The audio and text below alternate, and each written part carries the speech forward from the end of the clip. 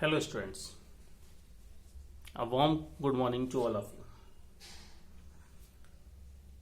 हमने अपना केमिस्ट्री का सेकंड चैप्टर कंप्लीट कर लिया था, तो अब हम कुछ क्वेश्चंस देखेंगे जो एस चांद के बीच बीच में क्वेश्चंस दिए हुए हैं.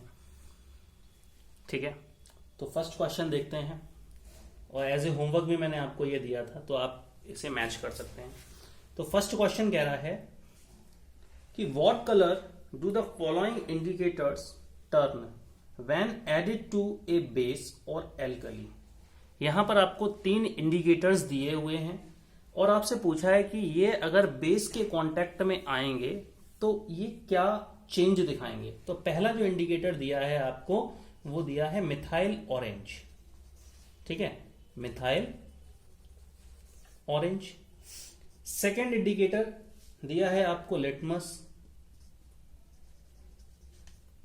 और थर्ड इंडिकेटर आपको दिया है red cabbage extract. Red cabbage extract. ठीक, तो इन तीनों में देखिए, जब मिथाइल ऑरेंज बेस के कांटेक्ट में आएगा या किसी एल्कली के कांटेक्ट में आएगा जैसे कि सोडियम हाइड्रोक्साइड, तो मिथाइल ऑरेंज जो होगा वो येलो कलर में टर्न हो जाएगा. ठीक है, लिटमस पेपर क्या करेगा, जो रेड लिटमस पेपर होगा वो ब्लू में कन्वर्ट हो जाएगा और रेड कैबेज एक्सट्रैक्ट जो है वो ग्रीनिश कलर देगा, यानी ग्रीन कलर का हो जाएगा. तो फर्स्ट क्वेश्चन क्लियर हुआ सभी का. सेकंड क्वेश्चन कह रहा है what colours do the indicators turn. अब यहां पर लिटमस और मिथाइल ऑरेंज दो इंडिकेटर दे दिए और अब इनको हम एसिड के कांटेक्ट में आने पर क्या कलर देंगे ये पूछा गया है इस क्वेश्चन में. तो पहला दिया है मिथाइल ऑरेंज, पहला दिया है लिटमस और दूसरा दिया है हमारा मिथाइल ऑरेंज. देखो बेटा, लिटमस पेपर जब एसिड के कांटेक्ट में आएगा तो ब्लू से रेड में कन्वर्ट हो जाएगा और मिथाइल ऑरेंज भी क्या करेगा, रेड में ही कन्वर्ट होगा. ठीक है, दो क्वेश्चंस क्लियर हो गए. आगे बात करते हैं third indicator. Name an indicator which is red in acid but turns blue in basic. ठीक, एसिड्स के कांटेक्ट में कैसे रहते हैं, रेड, और बेसिस के कांटेक्ट में रहते हैं ब्लू. तो अभी हमने बताया ये लिटमस बेस के कांटेक्ट में ब्लू और एसिड के कांटेक्ट में रेड. तो थर्ड का आंसर हो जाएगा हमारा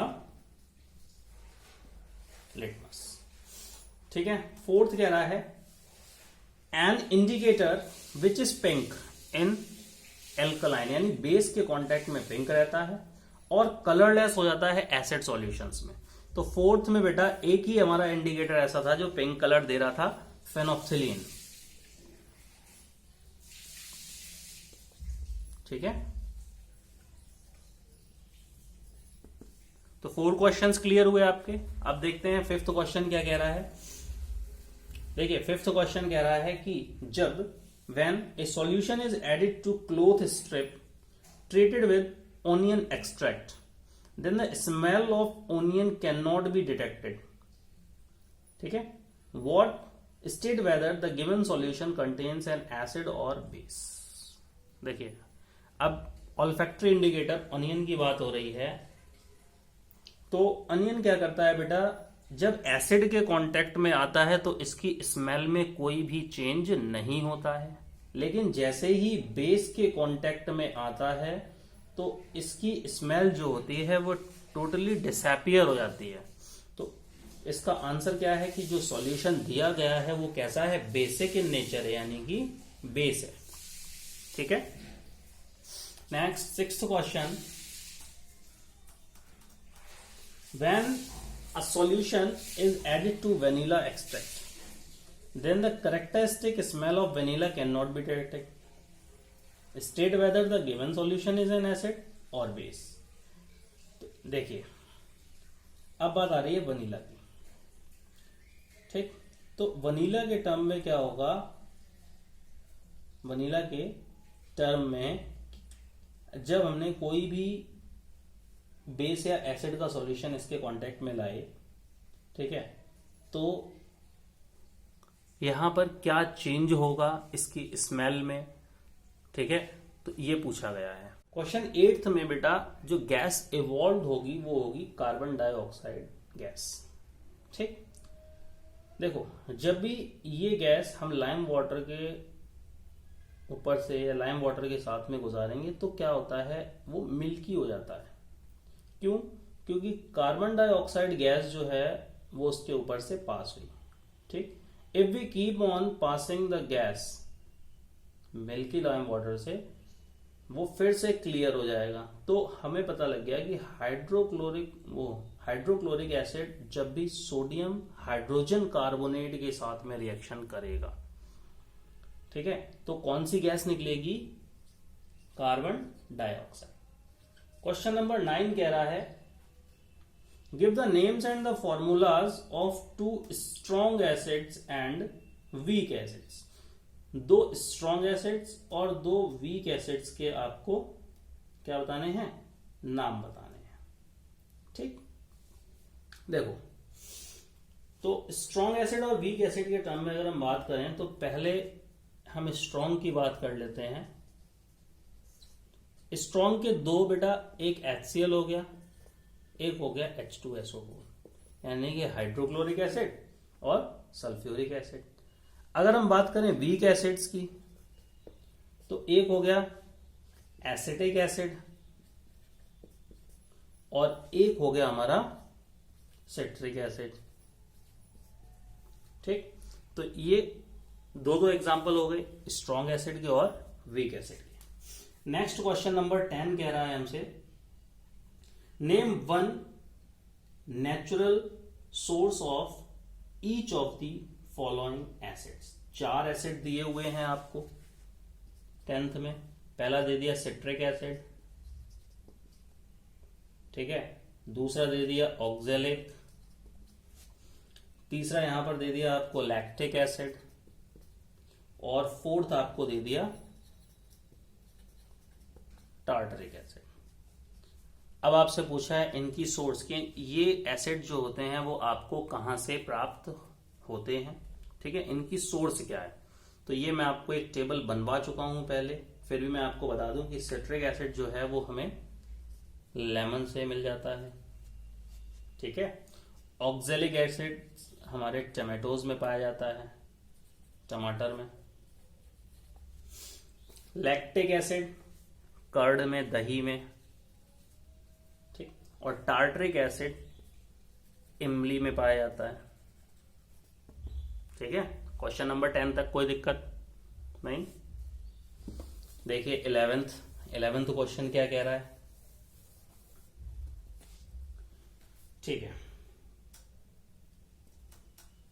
11th क्वेश्चन कह रहा है name 1 animal and 1 plant whose stings contain formic acid।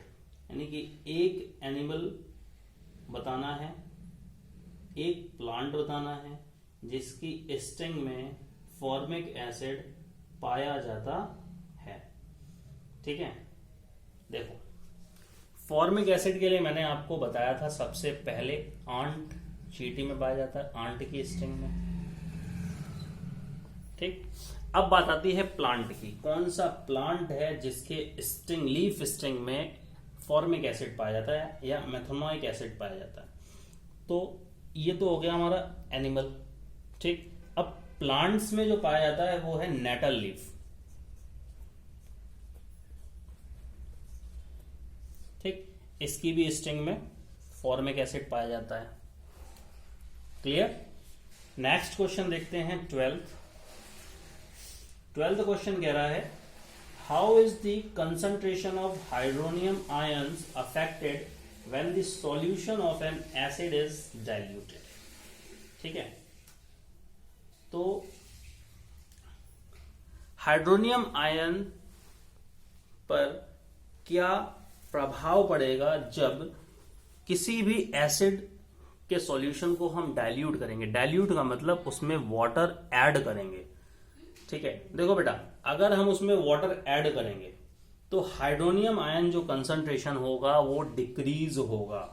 ठीक है, किसी भी एसिड को हम डाइल्यूट करेंगे तो उसका हाइड्रोनियम आयन कंसंट्रेशन जो होगा वो डिक्रीज होगा। ठीक है, तो कंसंट्रेशन ऑफ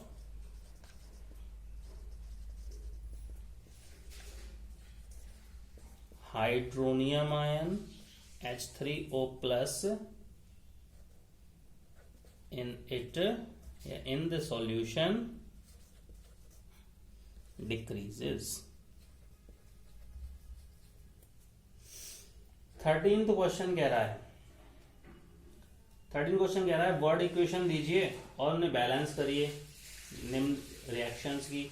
अब पहली reaction, dilute sulphuric acid react कर रहा है जिंक ग्रैन्युअल्स के साथ में, हमने ले लिया 13 का ए। डाइल्यूट सल्फ्यूरिक एसिड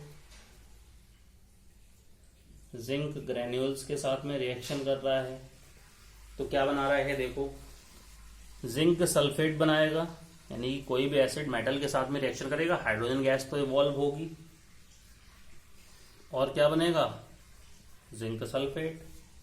ठीक, सेकेंडली इसमें बात कर रहा है कि डाइल्यूट हाइड्रोक्लोरिक एसिड यानी HCl रिएक्शन कर रहा है Mg के साथ में, तो सबसे पहले तो यहाँ हाइड्रोजन गैस निकलेगी, यहाँ पे भी ये मेटल है, ये एसिड है, और क्या बनाएगा, मैग्नीशियम क्लोराइड। रिएक्शन को बैलेंस कर दें, 2 और 2, ठीक है, 2H हो गए, 2Cl हो गए। सी वाला बात कर रहा है कि डाइल्यूट सल्फ्यूरिक एसिड रिएक्ट करेगा अगर एल्यूमिनियम पाउडर के साथ में, तो क्या होगा, तो हमने लिया H2SO4 डाइल्यूट और ये एल्यूमिनियम के साथ में रिएक्शन कर रहा है, तो एल्यूमिनियम सल्फेट बनेगा Al2SO4 का होल थ्राइस और हाइड्रोजन गैस इवॉल्व होगी। अब इक्वेशन को बैलेंस कर दें, SO4 का होल थ्राइस, इसका मतलब थ्राइस करना पड़ेगा। ठीक है, अब हाइड्रोजन हो गए 6, तो यहां पर भी 3, Al2 है तो 2Al। ठीक है, रिएक्शन इन्वॉल्व ये होगी। 13th का D, hydrochloric acid iron filings के साथ में रिएक्शन करेगा तो क्या बनाएगा, देखो आयरन क्लोराइड बनाएगा, तो पहले HCl किसके साथ में रिएक्शन कर रहा है, Fe के साथ में, आगे जाके बना रहा है FeCl2 और hydrogen gas. Iron second chloride बना रहा है ये, तो FeCl2 और हाइड्रोजन 2, तो यहाँ पे हमें बैलेंस करनी पड़ेगी इक्वेशन। ठीक है, तो ये जो हो गई उनकी वर्ड इक्वेशन से हमने केमिकल इक्वेशंस के फॉर्म में लिख दिया। ठीक है, यानी रिएक्शन फॉर्म में हमने इनको रिप्रेजेंट कर दिया। अब क्वेश्चन नंबर 14 क्या कह रहा है, 14 कह रहा है complete and balance the following chemical equations. ठीक है, तो मैं बैलेंस करा देता हूं, आपको मैंने बैलेंसिंग सिखाई थी इससे पहले वाले चैप्टर में, तो आप आराम से इसको कर सकते हैं। अगर कहीं पे दिक्कत आ रही तो आप पूछ लीजिएगा। पहली रिएक्शन जो है 14th की, वो कह रही है Zn रिएक्शन कर रहा है HCl के साथ में, तो क्या बनेगा, देखो ZnCl2 बनेगा और हाइड्रोजन गैस निकलेगी। ठीक है, इक्वेशन को बैलेंस करें। ठीक, सेकेंड बी वाली कह रही है सोडियम कार्बोनेट और HCl Na2CO3 प्लस HCl। अब इस केस में देखो क्या क्या बनेगा, इस केस में सबसे पहले तो कार्बन डाइऑक्साइड गैस, पहले तो बनेगा सॉल्ट NaCl, फिर कार्बन डाइऑक्साइड गैस निकलेगी और वाटर निकलेगा। अब इक्वेशन को बैलेंस करें, Na2 तो 2Na, Cl2 हो गए 2Cl, कार्बन डाइऑक्साइड, ठीक है, और H2। इक्वेशन हमारी बैलेंस हो गई। C, sodium hydrogen carbonate NaHCO3 HCl के साथ में रिएक्शन कर रहा है। ठीक है, NaOHCO3 HCl के साथ में रिएक्शन कर रहा है तो सेम सॉल्ट बनाएगा NaCl H2O बनाएगा और कार्बन डाइऑक्साइड गैस रिलीज होगी एज ए प्रोडक्ट। डी बेटा, सोडियम हाइड्रोक्साइड का रिएक्शन करा दिया हाइड्रोक्लोरिक एसिड से, तो यहां पर सॉल्ट बनेगा सोडियम क्लोराइड और वाटर इवॉल्व होगा। ठीक है। ई पार्ट देखिए इसका, कॉपर ऑक्साइड जब हाइड्रोक्लोरिक एसिड के साथ में रिएक्शन करेगा तो सबसे पहले तो कॉपर क्लोराइड बनाएगा CuCl2, ठीक है, और वाटर बनाएगा। ठीक है, बात समझ में आ गई। ये 14th क्वेश्चन था हमारा। 15th देखिए, फिल इन द ब्लैंक्स है इसमें एस चांद में। कह रहा है एसिड्स हैव ए, एसिड का पता है आपको सभी को टेस्ट कैसा होता है, सोर। तो पहले वाले फिलअप में सोर, और क्या करता है ये, ब्लू लिटमस पेपर को रेड में कन्वर्ट कर देता है। ठीक, तो 15th के ए में क्या क्या हो जाएगा, पहले में सोर, सेकंड वाले में ब्लू, थर्ड में रेड। ठीक, अब कह रहा है सेकंड यानी 15th का बी। 15th का बी कह रहा है substance do not show their acidic properties. बताया था कि कोई भी एसिड अपनी एसिडिक प्रॉपर्टी तब तक नहीं दिखाएगा जब तक वाटर मौजूद नहीं होगा। तो पानी के बिना कोई भी एसिड अपनी एसिडिक प्रॉपर्टी नहीं शो करता है। ठीक, तो बी वाले में वाटर। सी वाले के लिए देखिए, कह रहा है एसिड्स प्रोड्यूस, कौन से आयन बनाते हैं, हाइड्रोजन आयन जब पानी में डिसॉल्व किए जाएं, और बेस क्या बनाते हैं, हाइड्रोक्साइड आयंस। ठीक है, बात समझ में आ गई। या H+ बनाएंगे या H3O+ बनाएंगे, ये हाइड्रोनियम या हाइड्रोजन। ठीक, अगला स्मेल से रिलेटेड है। दो सब्सटेंस हुज स्मेल या ऑर्डर यानी गंध बदल जाती है एसिड और बेसिक सॉल्यूशंस में। तो सीधी सी बात हमें पता है ऐसे इंडिकेटर्स को क्या कहते हैं, ऑल्फैक्टरी कहते हैं। और इसी के ऊपर ई वाला भी पूछ लिया, ऑनियन और वनीला कैसे इंडिकेटर्स हैं, वो भी हमारे कैसे हैं, ऑल्फैक्टरी। ठीक है, गॉट इट। आगे देखते हैं 16th क्वेश्चन क्या कह रहा है हमारा। 16th क्वेश्चन कह रहा है what is an indicator. Indicator है क्या, और 3 कॉमन इंडिकेटर बताने हैं हमें।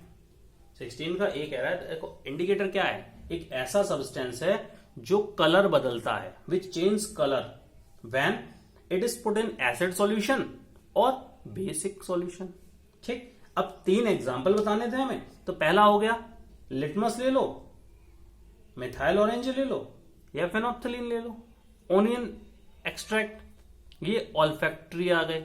ठीक है, फेनोप्थलीन ले लो।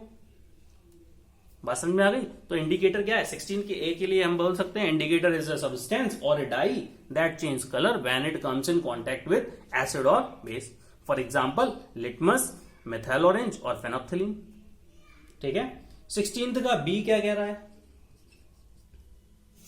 Name the acid base indicator extracted from lichen. Lichen से देखो कौन सा बनता है, लिटमस, बताया था लिचन। ठीक, 16 का सी कह रहा है what colour does the turmeric paper turn when put in an alkaline. हल्दी के बारे में बात कर रहा है, तो जब एल्कलाइन या बेस के कांटेक्ट में आएगी तो रेड कलर की हो जाएगी। हल्दी के दाग के ऊपर आप साबुन लगा दीजिए और देखना वो रेड कलर की हो जाती है। किसी कपड़े में हल्दी का दाग लग जाए, उसको आप साबुन से धोइए, साबुन कैसा होता है, एल्कलाइन बेसिक होता है, तो देखना वो कैसा हो जाएगा, वो येलोइश कलर जो होगा वो रेड कलर में चेंज हो जाएगा। ठीक, 17th question what is an olfactory indicator. Olfactory indicator क्या है, 2 ऑल्फैक्टरी इंडिकेटर्स बताने हैं। ठीक है, इफेक्ट क्या होगा जब सोडियम हाइड्रोक्साइड सॉल्यूशन हम इनको मिलाएंगे।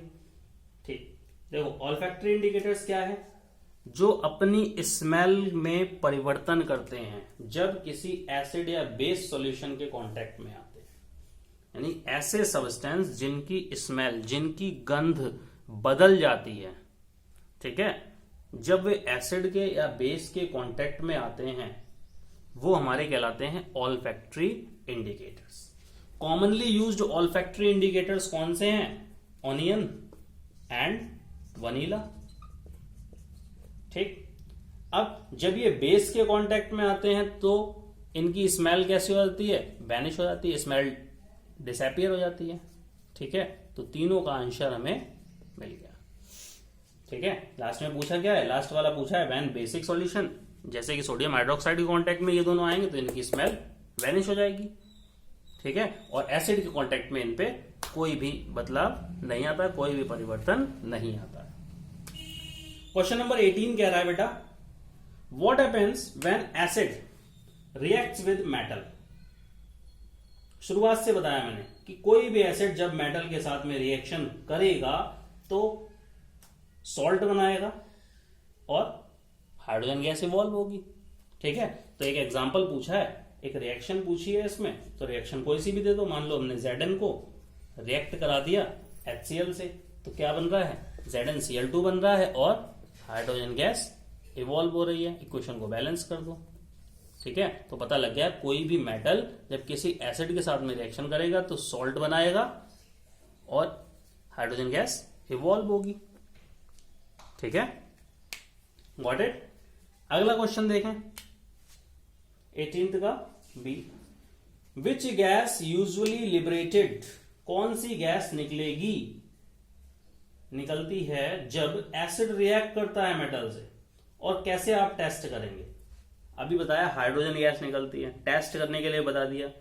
उसके पास में हम कोई बर्निंग कैंडल या बर्निंग मैचस्टिक ले जाएंगे तो एकदम से पॉपअप साउंड के साथ तेजी से जलेगी। ठीक है, और जो बताता है कि हाइड्रोजन गैस निकल रही है, क्योंकि हाइड्रोजन गैस हाईली इन्फ्लेमेबल होती है और पॉपअप साउंड के साथ में ही जलती है।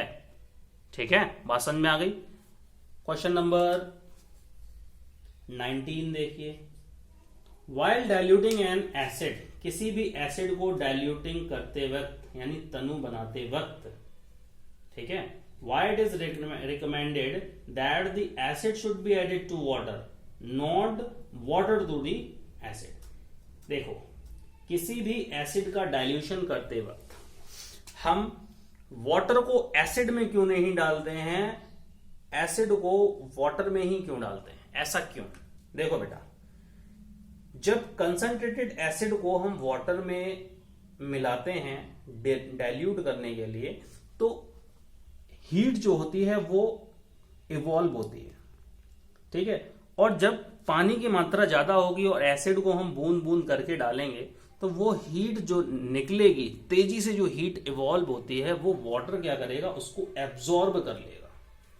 ठीक है, लार्ज अमाउंट ऑफ हीट जो निकलेगी उसको एब्जॉर्ब कर लेगा। ठीक, अगर हम वाटर को एसिड में मिलाएं ड्रॉप ड्रॉप करके, तो हीट जो एकदम से निकलेगी वो वाटर एब्जॉर्ब नहीं कर पाएगा और एक्सप्लोड कर जाएगा। ठीक है, और हो सकता है कि जो वाटर एकदम से एवोपरेट होकर ऊपर आए हीट की वजह से, वो अपने साथ में कुछ एसिड्स के कण ले आए, स्प्लैशेस ले आए और हमारे फेस को इफेक्ट कर दे। ठीक है, बात समझ में आ गई। तो हम हमेशा जब भी किसी भी कंसंट्रेटेड एसिड का डाइल्यूशन करते हैं तो हम एसिड को ड्रॉप बाय ड्रॉप वाटर में ऐड करते हैं विद कंटिन्यूअस स्टैरिंग। क्यों करते हैं? ताकि जो हीट ग्रेजुअली जो हीट निकलेगी वो वाटर एब्जॉर्ब कर ले। ठीक है, बात समझ में आ गई। तो 19 क्वेश्चन हो गया आपका क्लियर। अब देखिए 20 क्वेश्चन क्या कह रहा है, what happens when an acid reacts with metal hydrogen carbonate. कोई एसिड मेटल हाइड्रोजन कार्बोनेट के साथ में रिएक्शन करेगा तो क्या होगा?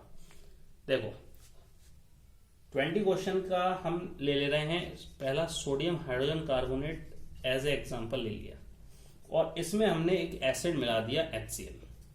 तो देखो रिएक्शन कैसे संभव होगी? पहले तो NaCl बनेगा, फिर कार्बन डाइऑक्साइड गैस रिलीज होगी और वाटर बनेगा। तो पहले वाले का आंसर हो गया कि जब acid reacts with metal hydrogen carbonate, then salt, carbon dioxide gas and water are evolve. अब इक्वेशन पूछी थी तो ये इक्वेशन लिख दीजिए सेकंड पार्ट में। ठीक है, इसी को वर्ड इक्वेशन में एज ए डेफिनेशन आप उसमें बता दीजिए कि when acid react with sodium hydrogen carbonate, salt, carbon dioxide and water are form. For example ये रिएक्शन लिख दीजिए। ठीक है, 20 क्वेश्चन हो गया। 21 वाला क्या कह रहा है, देखो। What happens when dilute hydrochloric acid is added to sodium carbonate? 21 के ए में कहा कि क्या होगा जब Na2CO3 सोडियम कार्बोनेट में हम HCl को मिलाएंगे।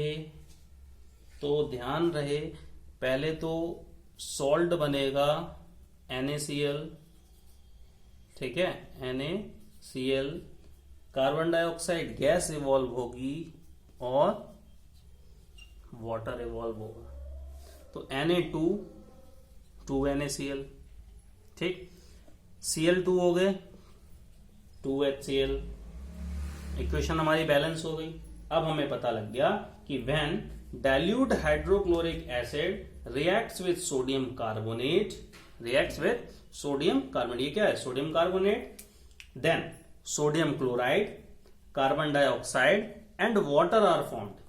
ठीक है, क्या क्या बनेगा, सोडियम क्लोराइड सॉल्ट बनेगा, कार्बन डाइऑक्साइड गैस निकलेगी और वाटर बनेगा। ठीक है, तो 21 का ए पूरा हो गया। अब देखते हैं 21 का बी पार्ट क्या कह रहा है। 21 का बी पार्ट कह रहा है बेटा, which gas is liberated when dilute hydrochloric acid react with sodium carbonate, how will you test. अभी बताया कि कार्बन डाइऑक्साइड गैस निकलेगी। अब इसको आप कैसे टेस्ट करेंगे, देखो, कार्बन डाइऑक्साइड गैस जो होती है वो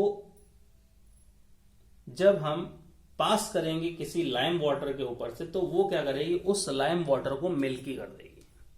तो सीधी सी बात है, जो गैस इवॉल्व हो रही है उसको हम पास कराएंगे लाइम वाटर से। अगर लाइम वाटर मिल्की टर्न हो रहा है तो इसका मतलब हमें पता लग गया कि कार्बन डाइऑक्साइड गैस ही इवॉल्व हो रही है। ठीक है, बात समझ में आ गई। नेक्स्ट क्वेश्चन देखें 22 क्वेश्चन कह रहा है, what happened when an acid reacts with base. जब एसिड रिएक्ट करेगा बेस के साथ में तो क्या होगा। तो सबसे पहले जब भी एसिड रिएक्ट करेगा किसी बेस के साथ में तो सॉल्ट और वाटर बनेगा। ये बताया था मैंने आपको न्यूट्रलाइजेशन रिएक्शन में, एसिड और बेस के बीच में तो सॉल्ट बनेगा और वाटर बनेगा। ठीक है, बात समझ में आ गई। तो when acid reacts with base then salt and water are formed. Secondly question कह रहा है इसी में, explain by taking an example of hydrochloric acid and sodium hydroxide. Example कौन कौन सा बता रहा है, सोडियम हाइड्रोक्साइड और हाइड्रोक्लोरिक एसिड का। अब देखो यहां Na प्लस में टूटेगा OH माइनस में, ये H प्लस में टूटेगा Cl माइनस में, Na प्लस Cl माइनस के साथ में रिएक्शन करेगा और क्या बना लेगा, सोडियम क्लोराइड। OH माइनस और H प्लस आपस में रिएक्शन करेंगे और क्या बना लेंगे, वाटर। तो पता लग गया कि सोडियम हाइड्रोक्साइड और हाइड्रोक्लोरिक एसिड के बीच में जब रिएक्शन होगी तो सोडियम क्लोराइड बनेगा और वाटर बनेगा। ठीक है, एग्जाम्पल भी ले लिया हमने। गिव इक्वेशन, इक्वेशन दे दी बेटा ये। अब इस प्रकार की रिएक्शन को हम क्या कहते हैं, स्पेशल नेम क्या देते हैं, न्यूट्रलाइजेशन रिएक्शन। न्यूट्रलाइजेशन रिएक्शन, बात समझ में आ गई। तो ऐसी रिएक्शंस को हम क्या कह सकते हैं, न्यूट्रलाइजेशन रिएक्शंस कह सकते हैं। Next question 23, what happens when acid reacts with metal oxide. बताया था एसिड जब भी मेटल ऑक्साइड्स के साथ में रिएक्शन करेगा तो क्या होगा, explain with the help of an example. एक एग्जांपल दीजिए और राइट द बैलेंस इक्वेशन। देखो, जब भी एसिड मेटल ऑक्साइड्स के साथ में रिएक्शन करेगा तो सॉल्ट बनाएगा और वाटर बनाएगा। एग्जांपल लेना है, कॉपर ऑक्साइड की हमने रिएक्शन करा दी बेटा HCl से, तो देखो क्या बनेगा, CuCl2 बनेगा और वाटर निकलेगा। इक्वेशन को बैलेंस कर दीजिए। ठीक है, व्हाट इक्वेशन आ गई, कौन सी इक्वेशन रिएक्शन होगी वो ये हमने लिख दी। एग्जाम्पल भी ये हो गया, कॉपर ऑक्साइड का रिएक्शन करा दिया HCl के साथ में, सॉल्ट बना और वाटर बना। ठीक है, तो हम कह सकते हैं when acid reacts with any of the metal oxides then salt and water are formed. Next देखिए 24 का A, what are the organic and mineral acids. Most important part बता चुका हूं पहले आपको। ऑर्गेनिक एसिड्स क्या होते हैं और मिनरल एसिड्स क्या होते हैं। देखिए, ऑर्गेनिक एसिड्स वे एसिड्स होते हैं जो प्लांट मटेरियल या एनिमल्स में पाए जाते हैं। तो ऑर्गेनिक एसिड्स का जो मुख्य स्रोत होता है वो होता है लिविंग बीइंग्स, ठीक है, such as plants and animals. और जो मिनरल एसिड्स होते हैं, ठीक है, ये कहां मिलते हैं हमें, नेचर में। ठीक, इनका मुख्य स्रोत क्या है, नेचर है। ठीक है, जो अर्थ के मिनरल्स से ड्राइव होते हैं, अर्थ मिनरल्स से हमें प्राप्त होते हैं। ठीक, ऑर्गेनिक एसिड्स वे एसिड्स हैं जो लिविंग ऑर्गेनिज्म से प्राप्त हो, जैसे प्लांट से, किसी एनिमल से प्राप्त हो रहा है। ठीक है, जैसे फॉर्मिक एसिड हो गया, एसिडिक एसिड हो गया, टार्टरिक एसिड हो गया, ये सब किस में आ रहे हैं, ऑर्गेनिक एसिड्स में। मिनरल एसिड्स कौन से हैं, जो हमें नेचर से प्राप्त हुए हैं, जैसे हाइड्रोक्लोरिक एसिड, ठीक है, H2SO4, ये सब क्या है, हमारे मिनरल एसिड है। What it. 24 का B, give 2 example of organic and mineral. तो ऑर्गेनिक के 2 एग्जांपल मैंने अभी आपको बता ही दिए, सिट्रिक एसिड ले लो, लैक्टिक एसिड ले लो। मिनरल एसिड का भी बता दिया, हाइड्रोक्लोरिक एसिड, सल्फ्यूरिक एसिड। ठीक है, 24 का सी देखते हैं।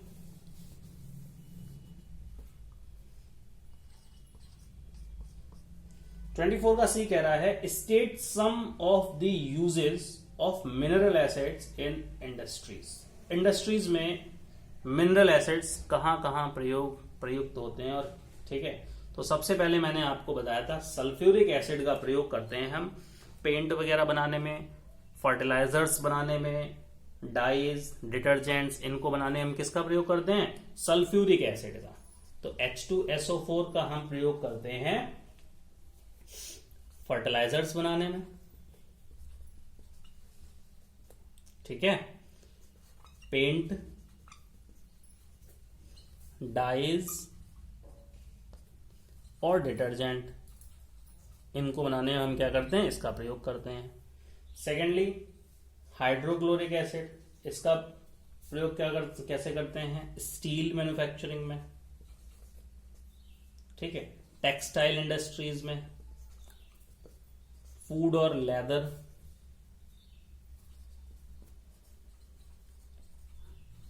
इंडस्ट्रीज में। ठीक, तो एग्जांपल्स हो गई है। 25 क्वेश्चन कह रहा है, what is meant by strong acid and weak acids. देखो, स्ट्रॉन्ग एसिड्स के टर्म में मैंने बताया था कि वे एसिड जो कंप्लीटली आयनाइज हो जाते हैं, maximum number of hydrogen ions release करने के लिए, वे हमारे कहलाते हैं स्ट्रॉन्ग आयंस। ठीक है, स्ट्रॉन्ग एसिड्स। तो स्ट्रॉन्ग एसिड्स क्या है, the acids which completely ionize in water to form large amount of hydrogen ions. For example देख लीजिए, hydrochloric acid, sulphuric acid, nitric acid. Weak acids कौन से हैं, जो पार्शियली आयनाइज होते हैं। ठीक है, जितने भी ऑर्गेनिक एसिड्स हैं वो वीक एसिड्स हैं। For example acetic acid, carbonic acid और सल्फरस एसिड। ठीक है, H2SO3, ये सब है हमारे वीक। ठीक, बात समझ में आ गई। अगला भी यही कह रहा है कि HCl, H2SO4, HNO3 acidic character क्यों दिखाते हैं एक्वस सॉल्यूशन में। ठीक है, वाइल जो सॉल्यूशन होगा कंपाउंड का, जैसे C6H12O6 ग्लूकोज हो गया या एल्कोहल हो गया, वो एसिडिक कैरेक्टर नहीं दिखाते हैं। देखो, एसिडिक कैरेक्टर किसी भी सब्सटेंस का तब सामने आता है जब वो एक्वस सॉल्यूशन में हो या उसमें हाइड्रोजन आयंस का प्रेजेंस होता है, तभी वो एसिडिक कैरेक्टर्स दिखाता है। ठीक, HCl, H2SO4 अपनी एसिडिक प्रॉपर्टीज दिखाते हैं। क्यों, क्योंकि जब इनको पानी में घोला जाए तो ये H+ आयंस देते हैं, हाइड्रोजन आयंस देते हैं। लेकिन जो कंपाउंड्स के सॉल्यूशंस होते हैं, जैसे एल्कोहल हो गया, ठीक है, अल्कोहल हो गया या ग्लूकोज हो गया, जब इनको पानी में घोला जाए तो ये आयनाइज नहीं होते हैं। जब ये आयनाइज नहीं होंगे इसका मतलब ये हाइड्रोजन आयंस को रिलीज नहीं करेंगे। अब जब हाइड्रोजन आयंस को रिलीज नहीं कर रहे हैं तो हम नहीं कह सकते हैं कि ये एसिडिक कैरेक्टर दिखाते हैं। ठीक है, तो 25 में ये कह रहा है कि H2SO4 और HCl एसिडिक कैरेक्टर इसलिए दिखाते हैं जब इनका हम एक्वस सॉल्यूशन बनाएं तो ये H+ आयंस फर्निश करते हैं। लेकिन जैसे कि कंपाउंड्स, अल्कोहल का कंपाउंड हो गया, ग्लूकोज का कंपाउंड हो गया, ये सब एसिडिक कैरेक्टर इसलिए नहीं दिखाते हैं क्योंकि ये आयनाइज ही नहीं होते हैं वाटर में। ठीक है, अब जब आयनाइज नहीं होंगे तो हाइड्रोजन आयन फर्निश नहीं करेंगे। अब जब बेटा हाइड्रोजन आयन फर्निश नहीं करेंगे तो एसिडिक कैरेक्टर या एसिडिक बिहेवियर शो नहीं करेंगे। मैंने खास बात आपको बताई थी एसिड के टर्म में कि कोई भी एसिड अपना एसिडिक कैरेक्टर केवल वाटर के कांटेक्ट में आने के बाद ही दर्शाता है। ठीक है, समझ में आ गया। देखते हैं 27। न्यूट्रलाइजेशन रिएक्शन क्या है? न्यूट्रलाइजेशन क्या है? Neutralization reaction, a reaction between acid and bases to form salts. ठीक, रिएक्शन किसके बीच में? एसिड और बेस के बीच में रिएक्शन। ठीक है, acid plus base to give salt and water. ये रिएक्शन कौन सी कहलाती हैं? न्यूट्रलाइजेशन रिएक्शंस कहलाती हैं। अब एग्जांपल देना है तो एग्जांपल में दे दीजिए, sodium hydroxide plus HCl 10 NaCl plus H2O। ठीक है, केमिकल इक्वेशन दे दी हमने, reaction between hydrochloric acid and sodium hydroxide gives salt and water, thus can be referred as neutralization reaction। ठीक, 28 देखिए, why should curd and other sour food stuffs not be kept in metal containers। ठीक है, कहने का मतलब जो दही होता है या अन्य खट्टे एसिड्स जैसे कि लेमन जूस हो गया, ये खट्टी चीजें हम मेटल कंटेनर्स में नहीं रखते हैं। क्यों? देखो, हम इनको मेटल कंटेनर्स में इसलिए नहीं रखते हैं क्योंकि ये क्या करते हैं, उनके साथ में रिएक्शन करके एक टॉक्सिक या पॉइजनस मेटल कंपाउंड बना लेते हैं। ठीक है, जिसकी वजह से हमें फूड पॉइजनिंग जैसी हेल्थ इश्यूज हो सकते हैं जो हमारी स्वास्थ्य को बिगाड़ सकते हैं। ठीक है, बात समझ में आ गई? क्योंकि कर्ड और जो लेमन जूस वगैरह हैं कैसे हैं? एसिडिक इन नेचर हैं, और जब ये मेटल के साथ में रिएक्शन कर लेते हैं तो थोड़ी पॉइजनस या टॉक्सिक मेटल कंपाउंड्स बनाते हैं जिससे हमें फूड पॉइजनिंग हो सकती है। ठीक है, या और भी अन्य हेल्थ इश्यूज हो सकते हैं। इसलिए दही को या अन्य खट्टे पदार्थों को हम कभी भी मेटल के कंटेनर्स में नहीं रखते हैं। Got it? ओके, 29 और 30 दो रह गए हैं आपके, ये भी देख लेते हैं जल्दी से। क्वेश्चन नंबर 29 कह रहा है, what is produced if an acid is added to base. बार बार वही क्वेश्चन पूछा जा रहा है, एसिड को अगर हम बेस में मिलाएंगे तो क्या मिलेगा? Salt and water. ठीक है, बी पार्ट देखते हैं। Why does dry HCl gas not change the colour of dry litmus paper. देखो, dry HCl gas litmus paper का कलर नहीं बदलती है। क्यों? क्योंकि बेटा ड्राई HCl गैस जो होती है उसमें हाइड्रोजन आयंस नहीं होते हैं। ठीक है, ताकि वो अपना एसिडिक प्रॉपर्टी दिखा सके, इसलिए वो लिटमस पेपर का कलर नहीं बदलती है। ठीक है, बात समझ में आ गई? Due to absence of hydrogen ions, due to absence of hydrogen ions.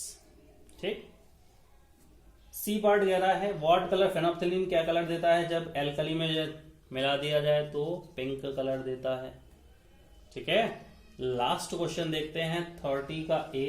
Why do acids not show acidic behaviour in absence of water. Water के अनुपस्थिति में एसिडिक बिहेवियर क्यों नहीं है? देखो, अभी अभी मैंने आपको एक बात बताई कि एसिड्स जितने भी हैं वो वाटर के साथ में ही अपना एसिडिक बिहेवियर दिखाते हैं। और एसिडिक बिहेवियर क्यों होता है एसिड का? क्योंकि उनमें हाइड्रोजन आयंस होते हैं, ठीक है। और ये हाइड्रोजन आयंस तभी बनते हैं जब एसिड्स को हम वाटर में डिसॉल्व करें। तो जाहिर सी बात है, एब्सेंस ऑफ वाटर यानी पानी की अनुपस्थिति में एसिड्स हाइड्रोजन आयन प्रोड्यूस नहीं करेगा। जब हाइड्रोजन आयन नहीं प्रोड्यूस करेगा तो एसिडिक कैरेक्टर भी नहीं दर्शाएगा, ठीक है। तो उसका एसिडिक कैरेक्टर भी नहीं देखने को मिलेगा, ठीक है। इसका बी क्वेश्चन कह रहा है एक्वा सॉल्यूशन किसी भी एसिड का इलेक्ट्रिसिटी कंडक्ट क्यों करता है?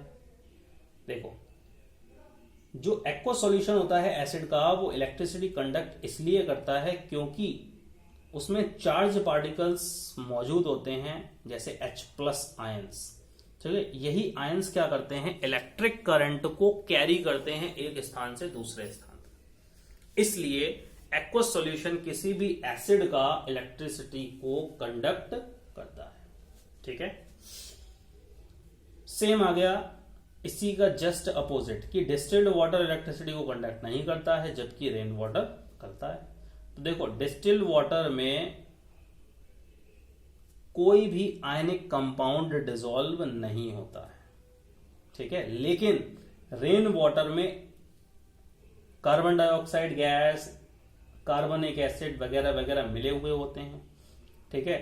और इनमें हाइड्रोजन आयंस फर्निश होते हैं, कार्बोनेट आयंस फर्निश होते हैं। अब जो बेटा आयंस फर्निश होगा इसका मतलब क्या है कि ये वाटर में इलेक्ट्रिसिटी को कंडक्ट करेंगे, ठीक है।